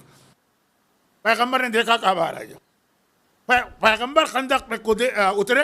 یہ 2 واقعات ایسے ہیں جس میں یہ لکھا ہے کہ پیغمبر جو اپنے فضائل کو چھپا رہے تھے، ان 2 جگہ سامنے آئے. ایک یہ کہ پیغمبر تلوار چلانا جانتے ہیں کہ نہیں، وہ کل آپ نے واقعہ سنا کہ وہ کافر کے سر پہ تلوار لے کے کھڑے ہوئے تھے. ایک پیغمبر کی طاقت کتنی تھی، پیغمبر کو طاقت ظاہر کرنے کی ضرورت نہیں تھی، کیونکہ فاتح خیبر، حیدر کرار، مشکل کشائے کائنات پیغمبر کے پاس ایک ایسا سپاہی تھا کہ پیغمبر کو ضرورت ہی نہ پڑے کبھی دکھائیں میری طاقت کیا ہے نا.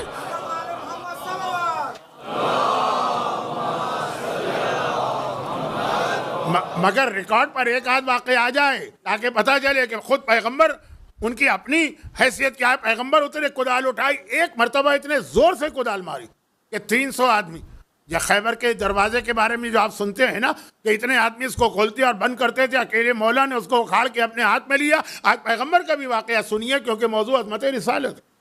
300 آدمی پتھر کے اندر ذرا سا سوراخ نہ کر سکے. پیغمبر نے کدال اس طرح ماری کہ پتھر کو چیرتے ہوئے اس کے 2 ٹکڑے کر دیے، پھر کدال ماری 4 ٹکڑے کر دیے، چھوٹے چھوٹے پیسز میں چینج کیا اور باہر آ گئے. اچھا، اب جب پیغمبر اس طرح کدال مار رہے ہیں، عظمت رسالت یہ پیغمبر کی طاقت ہے جو ظاہر کرنے کی ضرورت نہیں پڑی تھی علی کی وجہ سے، لیکن دکھایا کہ طاقت کتنی. تو اس وقت ذرا سا لباس ہٹ گیا، سب نے دیکھا پیغمبر کے پیٹ پہ 2 پتھر ہیں. وہ واقعہ میں پڑھ چکا، اس کو نہیں دہرا رہا، اس کا ایک لفظ اب تک پہنچ، لفظ نہیں اس کا ایک حصہ. یہ عظمت رسالت میں بیان کر رہا ہوں، میرا موضوع عظمت رسالت. تو خلاصہ یہ ہے کہ جب پیغمبر باہر آ گئے، 2 پتھر بندھے، لوگوں نے پتھر باندھے تھے بھوک کے احساس کو مٹانے کے لیے. اس دن مسلمان 3 دن کے فاقے سے، سارے مسلمان. تو ایک پتھر باندھا تھا، پیغمبر نے 2 پتھر باندھے، یعنی پیغمبر 6 دن کے واقعے سے ہوں گے. جابر یہ منظر دیکھ کے گھبرا گئے، سیدھا اپنے گھر میں آئے. جابر کے والد بہت سخی تھے، اتنے سخی تھے کہ انہوں نے اتنے قرضے لے لیے کہ جب ان کی موت ہو گئی تو جابر کے لیے وہ قرضے ادا کرنا مسئلہ بن گیا. لیکن وہ واقعہ الگ ہے. یہ میں نے کیوں کہا کہ جابر کے والد بہت سخی تھے، اس لیے ان کے گھر میں دعوتیں بہت ہوتی تھی جب تک وہ زندہ تھے، اور قرضے لے کے ہوتی تھی، اور برتن بہت تھے. جابر گھر آئے، بیوی سے کہا کچھ ہے کھانے کو؟ کہا کیا ہے؟ فاقے ہیں، تھوڑا سا جو ہے اور ایک بکری کا بچہ ہے. یہ واقعہ آپ کو سنا ہوا، میں اس کے بعد کا ایک ٹکڑا پہنچا رہا ہوں، جلدی سے آگے بڑھ. جابر نے کہا تیار کرو جلدی سے کھانا. بکری کے بچے کو خود ذبح کیا، اور اس کے بعد اس کا گوشت صاف کر کے بکری کو صاف کر کے بیوی کو دیا اس کو پکاؤ اور یہ آٹا گوندو اور تندور روشن کر کے روٹیاں. ہر گھر میں تندور ہوتا تھا اس زمانے میں, جیسے آج کل اکثر گھروں میں اوون ہوتے ہوں گے. خیر, اور ادھر آئے پیغمبر کو دعوت دی. پیغمبر نے کہا بے شک اے جابر میں آؤں گا. اور پھر کھڑے ہو کے اعلان کیا کہ اے مسلمانوں آج جابر کے گھر میں دعوت ہے, سب چلو. ایک مجمع اکٹھا ہو گیا, یہاں تک کا واقعہ آ گیا تھا. جابر گھر آئے, بیوی سے کہا کہ دیکھو آج تو غضب ہو گیا, بڑی توہین بڑی بے عزتی ہوگی. میں نے پیغمبر کو دعوت دی تھی, اتنا مختصر کھانا تھا کہ ایک آدمی کے لیے کافی تھا. میں نے کہا کہ ہم اور تم بھوکے رہیں گے, ان کے لیے بھی نہیں بچ رہا تھا. رسول کو کی خدمت کریں. اور رسول نے تو اعلان عام کر دیا, جملہ یاد ہوگا. جابر کی بیوی نے کہا تم نے سب کو بلایا کہ رسول نے بلایا؟ کہا رسول نے بلایا. کہا پھر بے فکر ہو جاؤ, رسول نے بلایا وہی انتظام کریں گے. یہاں تک سنا تھا, اب اگلا سنی جملہ. لیکن بیوی نے کہا کہ رسول نے سب کو بلا تو لیا, کچھ کہا بھی تھا؟ ہاں یہ کہا تھا. جابر کہتے ہیں اب میں ذرا سلو ہو رہا ہوں کیونکہ اب تک کا واقعہ تو ذرا سا اس سے کنیکشن کے لیے تھا. کیا کہتے ہیں ڈراموں میں ریکیپ, جو پچھلی قسط ہوتی ہے اس کا تھوڑا سا خلاصہ شروع میں آتا ہے, مجھے نہیں معلوم. خیر, تو خلاصہ یہ کہ یہ تو اس لیے تھا. اب سنیے اصل واقعہ. بیوی نے کہا رسول نے کچھ اور بھی کہا تھا, یہ سب دعوت دے دی سب لوگوں کا؟ ہاں یہ کہا تھا کہ تمہیں یہ پیغام دوں بیوی کو کہ یہ جو گوشت پک رہا ہے شوربے میں, سالن میں, کتنا ہی پک جائے, برتن کو چولہے سے نہ اتارنا, میرا انتظار کرنا. اور تندور کے اندر جو روٹیاں لگائی, خبردار تو میں کہہ رہا ہوں, ایک روٹی بھی باہر نہ نکالنا جب تک کہ میں نہ آ جاؤں. یہ پیغام تھا. ٹھیک ہے, بیوی کو پہنچا دیا. بیوی نے آگ جو تھی چولہے کی آگ ذرا دھیمی کر دی. تندور کے اندر روٹیاں بھی انہوں نے وہاں بھی آگ دھیمی کر دی کہ ذرا آہستہ آہستہ سلو کوکنگ کہتے ہیں شاید اس کو. یہ لیڈیز سے پوچھ لیجیے گا, مجھے نہیں پتا. تو آپ تھوڑی دیر بعد پیغمبر تشریف لائے, اور اکیلے نہیں آ رہے, 300 آدمی آ رہے. اچھا, بعض روایتوں میں ہے یہ 300, میں نے بہت کم والا عدد پڑھا. ایک روایت میں 800 آدمی آئے. شفٹ 300 کی تھی, لیکن جب یہ اعلان ہوا تو سارے آ گئے 800. ایک میں ہے کہ 1000 آئے, کیونکہ ان کے والد دعوت کرتے تھے تو باہر بہت بڑا کھلا میدان تھا, وہاں دعوت ہوتی تھی. جابر سے کہا ان کو وہاں بٹھا دو, بیٹھ گئے. پیغمبر باورچی خانے میں داخل ہوئے, کچن میں. پیغمبر کچن میں داخل ہوئے. جابر کی بیوی سے کہا ہٹ جاؤ, اب باقی کام میں کروں گا. پیغمبر کچن میں بیٹھے, دیکھیے اپنے چاہنے والوں کا کتنا خیال رکھنے والا رسول ہے. عظمت رسالت خالی معجزات نہیں ہے, یہ بھی ہے کردار. پیغمبر بیٹھ گئے. جابر سے کہا جابر ڈشیں لے کر آؤ. ڈشیں, اب عربوں کا اسٹائل تو آپ کو پتہ ہے نا, 10 آدمی 15 آدمی 20 آدمی ایک ہی تھال میں یا ایک ہی برتن میں کھاتے ہیں, بڑے بڑے پیالے. جابر وہ لانے لگے, 1 لائے پیالہ, مثلاً 50 آدمیوں کا, یا 50 زیادہ ہے تو 10 کا. پیغمبر نے اپنے ہاتھ سے چولہے پر جو شوربہ پک رہا اور گوشت ہے, اتنا سا جو بکرا ہے, 4-5 بوٹیاں ہوں گی, وہ انہوں نے اس میں ڈالنا شروع کی. اب جابر حیران, بوٹیاں تو 5 تھیں, تو 15-20 ابھی میرے سامنے ہی آ گئی اور آتی جا رہی.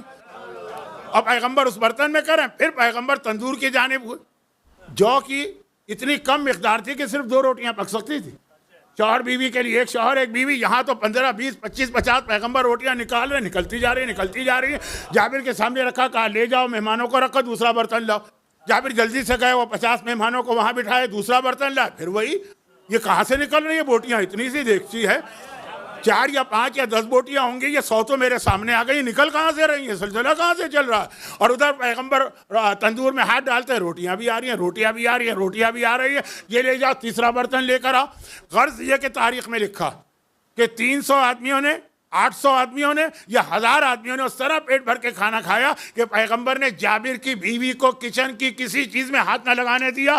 یہ دیگچی بھی میں سنبھال رہا ہوں, یہ تندور بھی میں سنبھال رہا ہوں. اور وہ سلسلہ جاری رہا. جب جابر نے کہا یا رسول اللہ, جتنے مہمان بیٹھے 1000 سب نے پیٹ بھر کے کھانا کھا لیا ہے, تب پیغمبر اسلام نے فرمایا کہ اے جابر, اب یہ باقی اعلان کرو, مدینے میں جو لوگ خندق میں نہیں ہیں, بھائی عورتیں نہیں ہیں, بچے نہیں ہیں, وہ تو اپنے اپنے گھروں میں ہیں نا, وہ تو نہیں تھے, اعلان کرو ان کو بھی بلاؤ. اور کھانے کا سلسلہ جاری ہے. پورا مدینہ, پورا شہر مدینہ, عورتیں بچے, خندق میں نہ ہونے والے, سب کو پیٹ بھر کے کھانا کھلایا. پھر پیغمبر نے کہا کہ اے جابر, اب تم اور تمہاری بیوی بھی آ کے بیٹھ جائیں نا, میزبان ہیں. اور جب وہ دونوں بیٹھ گئے, پیغمبر نے اپنے ہاتھ سے کھانا کھلایا. آخر میں پیغمبر نے تھوڑا سا سالن جو عربوں کا دستور ہے نا کہ روٹی کو توڑ کے اس شوربے میں ڈالتے ہیں سرید، بہترین کھانا. پیغمبر نے خود نوش کیا اور باہر گئے. اب جابر آ کے دیکھتے ہیں تو دیگچی بھی پوری خالی ہے، تندور بھی پورا خالی ہے، لیکن سارا شہر مدینہ گواہی دے رہا کہ پیغمبر کے بابرکت ہاتھوں کا نتیجہ یہ نکلا کہ 5 بوٹیوں والا بکرا تقریباً 10,000 کے قریب مسلمانوں کے پیٹ بھرنے کا سبب بنا ہے. پیغمبر کو راضی کرو اور اس کے بعد دیکھو کہ پھر تمہیں کبھی یہ شکایت نہیں ہوگی.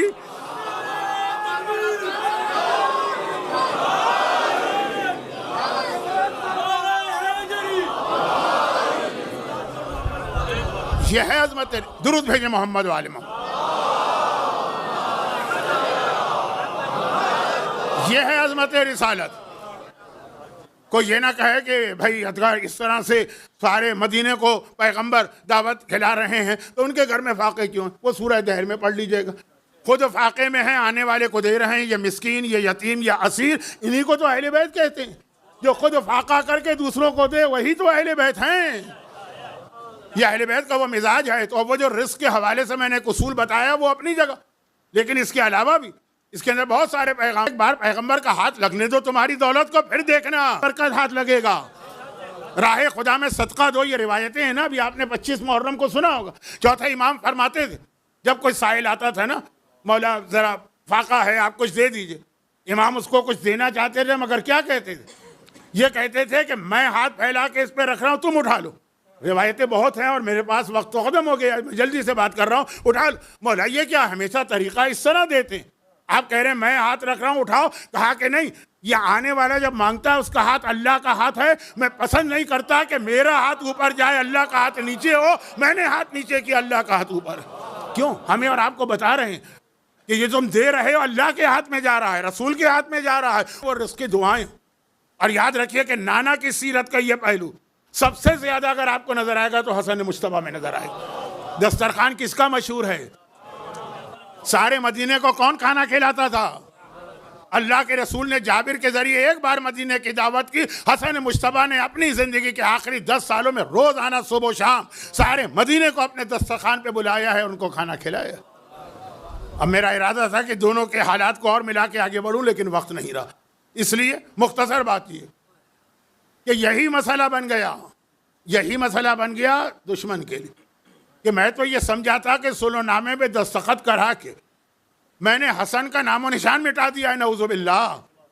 یہاں تو یہ حسن کا دسترخوان تبلیغ دین کا اتنا بڑا ذریعہ بنا. جو صبح و شام حسن کے دسترخوان پہ آ رہے ہیں، اس کے ذریعے جو اہل بیت کا پیغام، جو اہل بیت کے فضائل، جو قرآن کی تفسیر اس طرح آتے ہیں. امام ایک جملہ 2 جملہ نصیحت کا کہتے ہیں. اتنا بڑا مسئلہ حاکم کے لیے بن گیا کہ دیکھیے یہی حاکم نے حسین کو 10 سال برداشت کیا ہے. بہت توہین والا جملہ ہے نا، توہین کی نیت نہیں. 50 ہجری میں امام حسن کی شہادت ہوئی ہے، 60 میں کربلا کا واقعہ ہوا. 10 سال کون امام تھا؟ حسین. ایک مرتبہ بھی ان کے اوپر کوئی قاتلانہ حملہ نہیں ہوا اس 10 سال. وہ الگ ایک حکمت چل رہی تھی، وہ ایک الگ اس کی ایک مصلحت تھی. لیکن اتنا بڑا خطرہ امام حسن بنے کہ یہی 10 سال ان کو بھی ملے، بلکہ 10 سے بھی کم. 7 مرتبہ حملہ کیا گیا. کیوں؟ آخر دشمن کے لیے حسن اتنا بڑا چیلنج بن گئے تھے، جس میں ایک بہت بڑا حصہ یہ حسن میں جو نانا کی سیرت کا یہ پہلو بھی آیا. دیکھیے ایک پہلو تو وہ آیا قاتلانہ حملے. دوسرا پہلو بہت دبے الفاظ میں کہہ رہا ہوں کیونکہ اس کا مصائب سے تعلق. دوسرا پہلو یہ آیا کہ اہل بیت کے گھرانے میں آپ کو ایک نوے امام کو چھوڑ کر، کل ہم نوے امام کو پرسہ دیں. کل ان کے بابا کے مصائب پڑھے جائیں گے، ان کے بابا کے حوالے سے بات ہوگی. کل نوے امام کو پرسہ دیں. وہی جو میں نے ریکویسٹ کی تھی وہی کر رہا ہوں کہ جن کو میری مجلس نہیں سننا ہے وہ 9:15 9:20 پہ آ جائیں. پرسہ تو دے دیں نا ایک امام معصوم کو. امام زمانہ کا مشہور ترین القاب میں سے ایک ہے ابن الرضا. ہیں 12ویں پہ، آج بھی یاد کیے جاتے ہیں 8ویں کے حوالے سے. یہ کل کی بات ہے، آج نہیں. آج میں کہہ رہا ہوں ایک نوے امام کو چھوڑ دیجیے، باقی پورے اہل بیت کے گھرانے میں آپ کو کوئی بے وفا بیوی نہیں ملے گی. ملے گی تو یہ رسول کے گھر میں ملے گی یا حسن مجتبیٰ کے گھر میں. اور ایسی بے وفا بیوی کہ حسن کو زہر دینے کو تیار ہے، اور ایک بار نہیں 3 بار زہر دیا. یہ بات میں شروع مجلس میں بتا چکا ہوں، مجمع کم تھا، میں اس کو دہرانا نہیں چاہتا، وقت نہیں. 3 بار. ہاں یہ الگ بات ہے کہ قرآن نے کہا خسرت دنیا والآخرہ. ایسے لوگ جو دنیاوی فائدے اور لالچ کے لیے ایسے گناہ عظیم کرتے ہیں، ان کو نہ دنیا ملتی ہے نہ آخرت. اس کو یہ لالچ دی گئی تھی نا کہ حسن کو شہید کر دو، تمہاری شادی یزید سے کر دی جائے گی، تم اسلامی دنیا کی ملکہ بنو گی. پھر اس کا حشر کیا ہوا وہ ایک الگ موضوع ہے، مصائب میں اس وقت ٹائم نہیں. جب چھٹا زہر دے دیا گیا، یہ جملہ وہی لوگ سمجھیں گے جو شروع مجلس سے میرے ساتھ، جب چھٹا زہر دے دیا گیا تو اب پہرا جو تھا وہ عباس کے اپنے ہاتھ میں چلا گیا. کہا کہ مولا اب میں کسی غریب کو، کسی فقیر کو بھی آپ کے پاس نہیں آنے دوں. وہ فقیر بن کے آیا تھا نا، قائل بن گیا، سخت ترین پہرا لگ گیا. لیکن وہ چھٹے زہر کا اثر تو حسن کے بدن میں اتنا ہے کہ اب حسن ایک طرح سے بستر سے اٹھنے کی طاقت بھی نہیں. اور رات کا وقت آتا ہے جب، تو اس طرح سے حسن بستر پہ سوتے ہیں. جابر ابن عبداللہ انصاری ہی کی ایک بہت دلچسپ روایت کل آپ سنیں گے. اور ایک روایت اس سے پہلے آپ نے سنی ہے، بہنوں کو بھائی کا کتنا خیال، بھائی کو بہنوں کا کتنا خیال. یہ چیزیں آئی تھی شروع مجلس میں، یعنی شروع عشرے میں. تو حسن جب بستر پہ سوتے ہیں، ایک طرف زینب کا بستر بچھتا ہے، ایک طرف کلثوم کا بستر بچھتا ہے. دونوں بہنیں ایک طرح سے رات بھر کے کسی وقت بھی اگر حسن مجتبیٰ کی آنکھ کھلے، بہنیں خدمت کے لیے موجود ہوں. حسن کے بدن میں ظاہری طور پہ طاقت نہیں. ایک رات آ گئی. اب 6 سفر کا دن گزر کے شب 7 سفر آئی، 27 سفر کا دن گزر کے 28 کی شب آئی، یا وہ اگر دوسری روایتیں جو میں نے شروع میں پڑھی، 12 ایک رات آ گئی. آدھی رات کا وقت ہے. جعدہ ابن اشعث ابن قیس کندی، جو حسن مجتبیٰ نے خود کہہ دیا کہ میرے قریب نہ آنے پائے. بہنوں کی بھی پابندی، وہ قریب نہیں آ سکتی. لیکن آدھی رات کے وقت وہ آہستہ آہستہ دبے قدموں سے حسن مجتبیٰ کے حجرے میں داخل ہوئے. بستر کے گرد ایک لمبا چکر لگایا. بیمار کے سرانے پانی رکھا جاتا ہے نا، سراہی تھی، سراہی میں زہر کے چند قطرے ڈالے، اسی طرح سے چپکے سے واپس چلے گئے. یہ زہر ایسا تھا کہ روایت میں یہ کہ حاکم شام نے جب پہلے 6 زہر بے اثر ہوتے دیکھے تو 7واں زہر اس نے منگوایا تھا یورپ سے، بادشاہ روم سے، کہ جو سب سے زیادہ سخت اور خطرناک زہر وہ بھجوایا. اب بادشاہ وقت نے یہ کہہ کے بھجوایا تھا کہ یہ وہ زہر ہے کہ اس کا ایک قطرہ اگر دریا میں ڈالو گے پورے دریا کی مچھلیاں ختم ہو جائیں.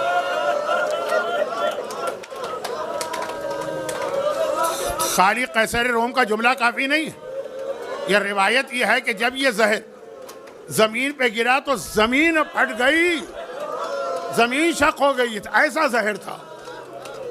حسن مجتبیٰ کے سرہانے سراہی میں پانی ہے. جوزہ کو پتا ہے کہ بیمار ہے، رات کے کسی وقت پانی پئیں گے.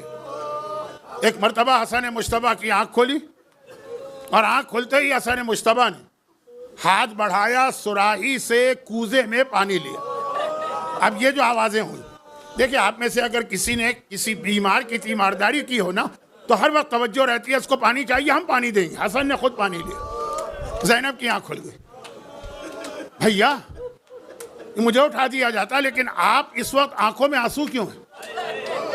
بہن کی نگاہ، رات کے اندھیرا تو نہیں تھا، چھوٹا سا چراغ تھا، لیکن آنسو کیوں ہیں؟ کہا بہن زینب ابھی میں سو رہا تھا، خواب میں نے دیکھا میرا نانا رسول خدا آیا، میرا بابا علی مرتضیٰ آیا، میری ماں فاطمہ زہرا آئی، اور میرا نانا کہہ رہے حسن بیٹا بس تو کل ہمارے پاس آئے گا، ہم تمہیں لینے آئے ہیں. اچھا اب یہ جملہ آپ سمجھ گئے کہ اس کا مطلب کیا ہے؟ تو کیا زینب نہیں سمجھی ہوں گی؟ گھبرا کے زینب نے پہلے تو کلثوم کو اٹھایا، پھر تیزی سے برابر کے حجرے میں گئیں، آقا حسین کو بلا کے لائیں، بھیا حسین سن میرا حسن کیا کہہ رہا. اور اتنی دیر میں امام حسن نے وہ کوزہ ہونٹوں سے لگا لیا. ادھر ایک گھونٹ پانی کا لیا ہے، صرف ایک گھونٹ، ہاتھ کانپے، وہ کوزہ زمین پہ گرا پانی زمین پہ گرا، زمین شق ہو گئی، زمین پھٹ گئی، اور ایک دم زینب نے دیکھا کہ میرے بھائی حسن کے کلیجے کے ٹکڑے، جگر کے ٹکڑے کٹ کٹ کے تشت میں گر رہے ہیں۔ بعض علماء نے لکھا کہ حسن کا جگر 70 ٹکڑے۔ اب میں مصائب کو ذرا مختصر کرتا ہوں کیونکہ آپ نے 7 سفر کو سنے، لیکن امام حسن نے امام حسین کو بلایا، گلے سے لگایا، چہرے کا رنگ پوچھا، آخری وصیتیں حسین سے کی، لیکن کہا کہ بھیا حسین ایک وصیت میری اور یہ میں تم سے نہیں کروں گا، زینب بہن ام فروہ کہاں ہے، اس کو لے کر آؤ۔ ام فروہ کو بلایا گیا، ام فروہ کی گود میں ننھا قاسم ہے۔ حسن نے کہا ام فروہ میں تمہیں ایک تعویذ دے رہا ہوں، جب میرے لال پہ کوئی بہت ہی مشکل وقت پڑے تو یہ تعویذ کھول کے دیکھ لینا۔ بھئی ہم اور آپ تو یہ سمجھتے ہیں کہ تعویذ دیا جاتا ہے بچے کی حفاظت کے لیے نا، یہ تعویذ تھا بچے کی موت کے لیے۔ یہی تو لکھا تھا نا کہ اے ام فروہ، جب کربلا میں میرا بھائی دشمنوں میں گھر جائے تو میرے لال قاسم کو میرے بھائی پہ نچھاور کر دینا، قربان کر دینا۔ یہ تعویذ دیا اور حسن دنیا سے رخصت ہوا۔ حسن دنیا سے رخصت ہو گئے، امام حسن کا جنازہ چلا، بہنیں ہائے حسن مجتبیٰ، ہائے حسن مجتبیٰ کہتی ہوئی حجرے کے دروازے تک آئی۔ زینب رو رہی ہیں، کلثوم رو رہی ہیں، علی کی کتنی بیٹیاں، 16 بیٹیاں روتی بھی آئی ہیں۔ جنازہ گیا، بہنوں نے دروازہ بند کیا، آ کے بیٹھی صف عزا پر۔ یہ جنازہ روضہ رسول پہ پہنچا اور وہاں جو تیر چلے، تھوڑی دیر گزری، زینب نے دیکھا دروازہ کھل گیا، حجرے کا دروازہ کھلا، حسن کا جنازہ واپس آ رہا ہے۔ ذہن میں رکھیے بہنیں بیٹھی ہیں، جنازہ کندھوں پر ہے نا، تو زینب نے گھبرا کے کہا بھیا آج تک گھر سے نکل کے کوئی جنازہ واپس تو نہیں آیا، میرے بھائی حسن کا جنازہ۔ حسین نے روتے ہوئے کہا زینب تفصیل بعد میں پوچھنا، پہلے ایک خدمت اور کرنا ہے۔ یہ کہے کہ جنازہ زمین پہ رکھا، زینب نے دیکھا 70 تیر حسن کے لاشے پہ پیوست۔ حسین نے کہا زینب بہن پہلے یہ تیر نکالو، تفصیل بعد میں بتاؤں۔ ایک طرف زینب بیٹھی، ایک طرف حسین بیٹھے، ایک طرف کلثوم بیٹھی، ایک طرف عباس بیٹھے، روتے جاتے ہیں، لاشے سے تیر نکالتے جاتے ہیں۔ دنیا کی کوئی بہن یہ منظر کبھی بھول سکتی؟ بس آخری جملے، 11 محرم کا قافلہ کربلا کے میدان سے چل رہا ہے، ہر بیوی نے اپنے آپ کو اونٹ سے گرا دیا، زینب نے بھی اپنے آپ کو اونٹ سے گرایا، حسین کے لاشے کے قریب کہا بھیا حسین اس وقت تیری بہن تیرے پاس آئی، تیرا لاشا بھی تیروں میں چلنی ہے، شاید تو مجھ سے ایک شکایت کرے۔ زینب بہن جب بھائی حسن کے جنازے میں تیر لگے تھے تو میں نے تیر نکالے تھے نا، شاید تو شکایت کرے کہ حسین کے لاشے سے تیر کیوں نہ نکالے۔ تو بس یہ فرق یاد رکھنا، کل مدینے میں میرے ہاتھ کھلے ہوئے تھے، آج زینب کے دونوں ہاتھ گردن سے بندھے ہیں، ارے لاشے سے تیر نکالے تو کیسے نکالے۔ اجرکم اللہ، خدا بندہ کریم ابن کریم حسن مجتبیٰ کے مصائب کا واسطہ جو اتنا گریہ کر رہے ہیں حسن کے مصائب پر، انہیں غم اہل بیت کے علاوہ دنیا کے ہر غم و پریشانی سے محفوظ فرما۔ حسن کریم ابن کریم ہے، اس کے چاہنے والوں کی تمام حاجتیں پوری فرما، انہیں دنیا اور آخرت کی ساری خوشیاں نصیب فرما۔ تیروں سے چھلنے اس لاشے کا واسطہ ہمارے تمام مرحومین کی مغفرت فرما، اور ان مصائب کے لیے اپنی آخری حجت وارث سے معصومین امام زمانہ کے ظہور میں تعجیل فرما۔ ربنا تقبل منا انک انت السمیع